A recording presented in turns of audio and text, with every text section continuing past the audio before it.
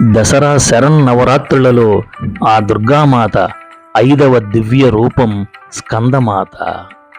Yeah దేవీ సర్వభూతేషు శక్తిరూపేణ సంస్థిత నమస్తస్యై నమస్తస్యై నమస్తస్యై నమో నమః.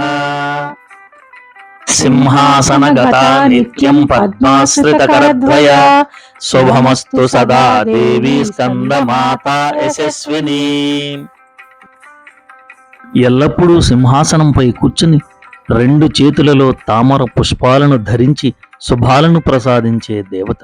స్కందమాత అంటే కుమారస్వామికి తల్లి, యశస్విని అంటే కీర్తిమంతురాలు అయిన దుర్గామాతకు ప్రణామం. దీనిని జపించడం ద్వారా సకల సిద్ధులు, అష్టైశ్వర్యాలు, సౌభాగ్యం, యశస్సు, విద్య, ఆరోగ్యం లభిస్తాయని, సర్పదోషాలు తొలగిపోతాయని నమ్మకం. స్కందమాత జ్ఞాన క్రియల యొక్క మూలాన్ని సూచిస్తుంది. జీవితంలో మీకు క్లిష్ట పరిస్థితులు ఎదురైనప్పుడు జ్ఞానం ద్వారా మార్గనిర్దేశం చేయబడిన చర్య తీసుకుంటే అదే స్కందతత్వం.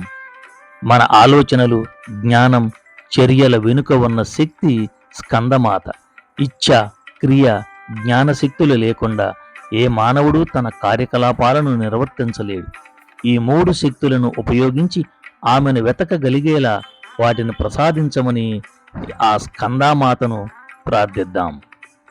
స్కందమాత అంటే ఆచరణాత్మక జ్ఞానం మరియు చర్యను కలిపే దైవత్వం యొక్క రూపమే.